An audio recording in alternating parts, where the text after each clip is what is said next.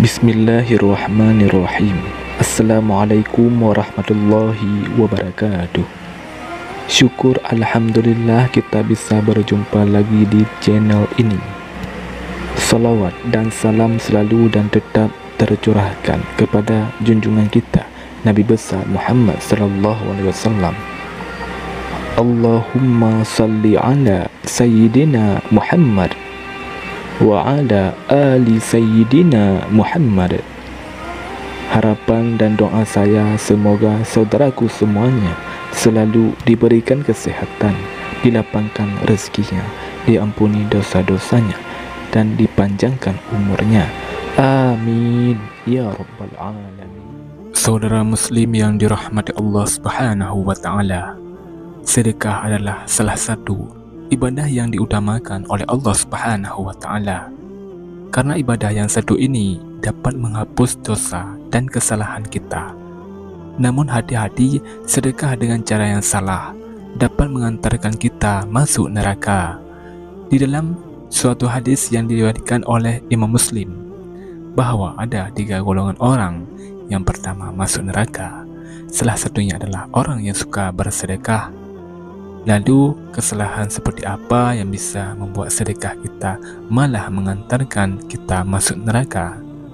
Dalam kitab Fadilah Amal karangan Syekh Maulana Muhammad Zakaria Al-Khandalawi, beliau menerapkan, dalam banyak hadis dan ayat-ayat Al-Quran diterangkan tentang keburukan berbuat riya, yaitu beramal ingin dilihat oleh orang lain.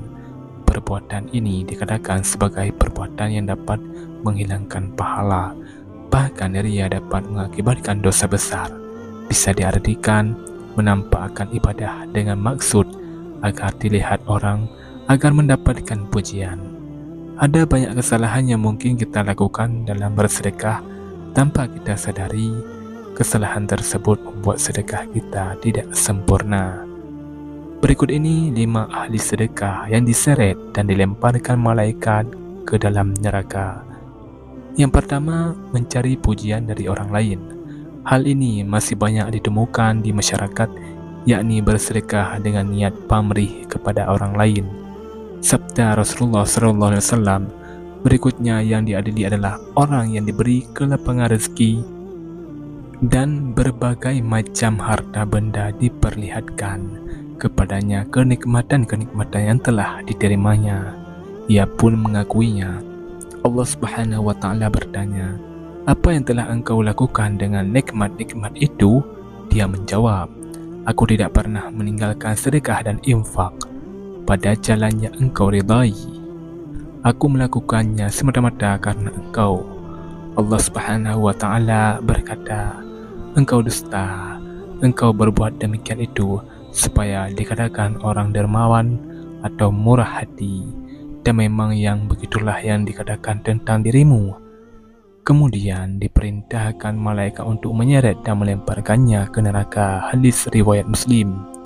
Dalam hadis tersebut sudah jelas, orang-orang yang bersedekah hanya ingin mendapatkan pujian, bukan mencari ridha Allah, maka akan diseret dan dilemparkan malaikat ke dalam neraka. Yang kedua, menunda sedekah. Nikmat sehat dan kelapangan rezeki merupakan salah satu nikmat yang sering dilalaikan. Dari nikmat sehat inilah manusia bisa mencari rezeki yang sudah disediakan oleh Allah Subhanahu wa taala. Ketika manusia sudah mendapatkan rezeki, terkadang menunda atau bahkan lalai untuk bersedekah. Disadari atau tidak, rezeki yang diperoleh ada hak dari orang yang kurang mampu, yang harus diberikan sedekah. Jika menunda sedekah yang akan diberikan, maka Allah juga menunda rezeki yang akan diberikan. Atau bahkan kita akan diperingatkan dengan dicabutnya nikmat sehat untuk sementara. Diriwayatkan, seseorang bertanya kepada Rasulullah sedekah apakah yang paling afdal? Rasulullah menjawab, engkau sedekah ketika masih dalam keadaan sehat dan kaya. Sang ingin menjadi kaya dan khawatir miskin, jangan kau tunda hingga ruh sudah sampai di kerongkongan, baru berpesan untuk si fulan sekian, padahal harta itu sudah menjadi hak si fulan. Hadis riwayat Bukhari. Sangat dianjurkan bahwa untuk mengeluarkan sedekah di saat tubuh masih sehat dan kebutuhan sudah tercukupi. Yang ketiga, tidak mendahulukan sedekah kepada orang tua dan saudaranya. Di dalam surah Al-Baqarah ayat 215, Allah Subhanahu wa taala berfirman, mereka bertanya tentang apa yang mereka nafkahkan. Jawablah, apa saja harta yang kamu nafkahkan hendaklah diberikan kepada ibu bapa, kaum kerabat, anak-anak yatim, orang-orang miskin, dan orang-orang yang sedang dalam perjalanan. Dan apa saja kebaikan yang kamu buat, maka sesungguhnya Allah Maha mengetahuinya. Dari ayat ini dapat disimpulkan bahwa sangat jelas, tidak perlu jauh-jauh dan bingung untuk mencari siapa yang berhak untuk diberi sedekah. Sedekah yang paling utama adalah kepada orang tua terlebih dahulu, lalu kemudian kepada saudara dan kerabat, barulah selanjutnya bersedekah kepada anak yatim, orang miskin, dan kepada orang yang sedang dalam perjalanan atau musafir, dan seterusnya. Sedekah kepada orang tua atau saudaranya, insya Allah akan mendapatkan pahala berlipat, yakni pahala sedekah dan pahala silaturahmi. Yang keempat, perhitungan dalam bersedekah.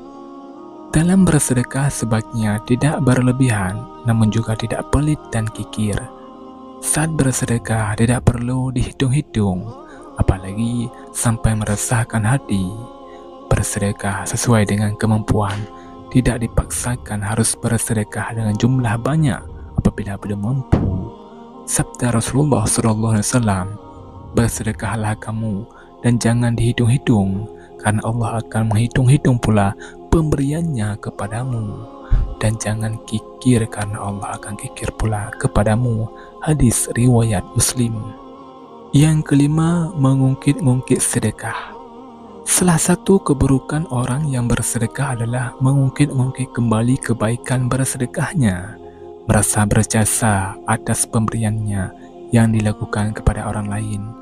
Jika suatu hari terjadi konflik dengan orang yang pernah diberikan sedekah, maka pemberi sedekah akan mulai mengungkit-ungkit kebaikannya, seolah-olah jika tidak karena bantuannya, maka orang yang diberikan sedekah tersebut tidak bisa apa-apa. Sikap mengungkit-ungkit sedekah merupakan salah satu sikap yang dibenci oleh Allah Subhanahu wa taala, sebagaimana tersurat dalam Al-Quran surat Al-Baqarah ayat 264 yang artinya, wahai orang-orang yang beriman, janganlah kamu merusak sedekahmu dengan menyebut-nyebutnya dan menyakiti perasaan penerima, seperti orang yang menginfakkan hartanya karena ria, pamer kepada manusia, dan dia tidak beriman kepada Allah dan hari akhir. Dari ayat ini dapat disimpulkan bahwa jangan mengungkit-ungkit sedekah yang telah diberikan kepada orang lain. Dengan mengungkit-ungkit sedekah yang telah diberikan akan membuat si penerima sakit hati, dan juga akan terputusnya tali silaturahmi. Siapa saja yang memutus silaturahmi kepada sesama, maka Allah akan mempersulitnya dalam mendapatkan rezeki. Saudara muslim yang dirahmati Allah Subhanahu wa taala, demikianlah yang dapat saya bagikan. Semoga bermanfaat bagi kita semua. Wallahu a'lam bishawab. Assalamualaikum warahmatullahi wabarakatuh.